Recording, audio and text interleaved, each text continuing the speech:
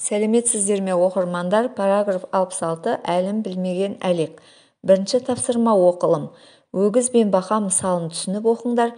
Иллюстрацияға қарап өгіз бен бақаның түр тұлғасы мен дене көлемін салыстырыңдар. Өгіз бен бақа. Бір өгіз айдын шалқар көлге келді. Жағалап суаты бар жерге келді. Шілденің сарша тамыз ыстық кезі бек қатты қаны қашып шөлдеп еді. Су ішіп көлдің шықты жағасына, мал еді көз толатын қарасына. Артықша бір көлбақа күншіл екен сол көлдің бақасының арасында. Өгізді суға тойған бақа көрді. Секіріп көршісіне жетіп келді. Боламын мен де сонау өгіздей деп, жел тартып ісіп кеуіп қарнын керді. Сұрады жолдасынан толдым ба деп, өгіздей анау тұрған болдым ба деп. Өгіз бен екеуіне қарап тұрып, жолдасы жауап берді сонда бүйдеп. Өгіздей болу саған қайда шырақ, араңыз екеуіңіздің тымақ жырақ. Онымен бірдей болып толмақ түгіл қалпыңнан асқан жоқсың артығырақ. Қарашы енді қандай болдым деді, міне мен жаңа әбден толдым деді. Жолдасы тағы қарап денесіне, қалпында қараң менен формың деді. Дүниеде мұнан күншіл кемді бақа, зорланды қарнын керіп енді бақа, шыдамай жұқа қарнын керуіне, жарылып сол арада өлді бақа. Күнәсі күндегеннің жаман қатты, күндеме біреуге Алла берген бақты, өгізді күндеп сондай боламын деп, көлбақа онан қанша пайда тапты. Әуелде Құдай өлшеп берген дене, қаншама зорлағанмен артылмапты. Нақыл сөз әлім білмес әлек деген осындай әуре болған жаннан қапты. Ахмет Байтұрсынұлы. Мысалда қандай ғибрат айтылғанын айқындап, өзара ой бөлісіңдер. Даңғойлық пен мақтаншақтық игі іске апармайтынын түсіндіріп, сұхбат құрыңдар. Бүгінгі әдеби тілдік норма бөлшектік сан есімдер. Заттың бөлшектік санын білдіреді. Бөлшектік сан есімдер жай бөлшек және ондық бөлшек болып екі түрде қолданылады. Жай бөлшекте сан есімнің бөлімі шығыс я ілік септікте, алымы тәуелдік тұлғада жұмсалады.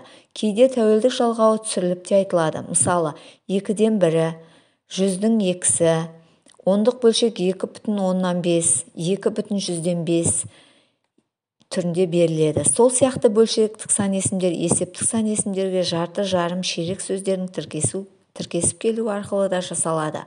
Мысалы, 5 жарым, 3 ширек, 10-ның жартысы, тағы басқа. Енді оқылым мәтіннің сұрақтарына жауап берейік. Мысалда адам қолынан келмейтін іске бас ұрмай өз әліне қарап іс қылу керектігі және басқаларды күндеу жақсылыққа алып бармайтыны туралы ғибрат айтылған. Екінші сұхбат. Сәлеметсіз бе? Сізбен мақтаншақтық, даңғойлық қасиеттері туралы сөйлескім келеді. Жарайды, сұхбаттасуға дайынмын. Адам бойындағы мақтаншақтық, атаққұмарлық, басқаларға қызғанышпен қарау секілді әдеттер туралы не айтар едіңіз? Әрине, бұлар жаман қасиеттерге жатады. Әрбір адам жеке тұлға, ол ешкімге ұқсамайды. Осыны ескерер болсақ, адам өзгелермен өзін салыстырып, немесе өзгелердің әрекетін қайталап өмір сүргені дұрыс емес. Өте дұрыс айтасыз, әркім өз қолынан келгенше өмір сүруі қажет. Атақ үшін, даңқ үшін қолдан келмейтін іске ұрынбағаны жөн. Екінші тапсырма. Бөлшектік сан есімдерді қолдана отырып, өгіз бен бақаны салыстырыңдар. Өлшемдері әртүрлі нысандарды салыстыру арқылы бөлшектік сан есімге бірнеше мысал келтіріңдер. Өгіз бақаға қарағанда әлдеқайда үлкен. Бақаның денесі өгіздің денесінің 100-ден 1 бөлігінде ғана келеді. Мысалы, балабақша ғимараты мен мектеп ғимаратын салыстырар болсақ, балабақшада 300-дей бала тәрбиеленеді, ал мектепте 1200-ге жуық оқушы білім алады. Бұл дегенің балабақша ғимараты мектеп ғимаратының 4-ден 1 бөлігінде деген сөз. Үшінші тапсырма. Оқылым мәтіннен тірек сөздерді анықтаңдар. Оларды сан есімдермен тіркестіріп, сөйлемдер құраңдар. Тірек сөздер. Бақа, жолдас, сөз тіркестері. Бір бақа, бір жолдас, сөйлемдер. Бір бақа көршісіне жетіп келді. Бақа бір жолдасынан сұрады. Төртінші тапсырма жазылым. Әлім білмеген әлек мәтелінің мағынасын түсіндіріп, осы тақырыппен байланыстырып шағын эссе жазыңдар. Әлім білмеген әлек деген халықта сөз бар. Мұның мәнісі әркім өз шамасын біліп, соған сай әрекет етуі керек. Қолдан келмейтін іске ұрынып, текке әлек болмауы керек дегенді ұғындырады. Адам баласы ұлы істерге, ұлы мақсаттарға ұмтылады. Десек те әркім өз мүмкіндігін дұрыс бағалап, қолынан келетін іске ғана ден қойғаны жөн. Қолдан келмегенге қайран жоқ деп, босқа уақытын, күш-жігерін сарқымағаны дұрыс. Әркімнің өзінің жас ерекшелігіне қарай да қолынан келетіні де, келмейтін де істері болады. Сабыр ететін болса, бір кездері мүмкін болмаған жағдайлар кейіннен мүмкін де болып жатады. Сондықтан бәрінің де өз уақыты келеді. Ойымды қорытындылай келе, әрбір адам өз мүмкіндігін дұрыс пайдаланып, қолынан келетін істі ғана жасаған дұрыс. Өз мүмкіндіктерін асыра бағалап, ұрынғаннан пайда жоқ. 5-ші тапсырма. Мақтаншақтық пен даңғойлықтың зияны туралы қанатты сөздерді жинақтап, мағынасын түсіндіріңдер. Ақымақтық пен атаққұмарлық ақымақ достар.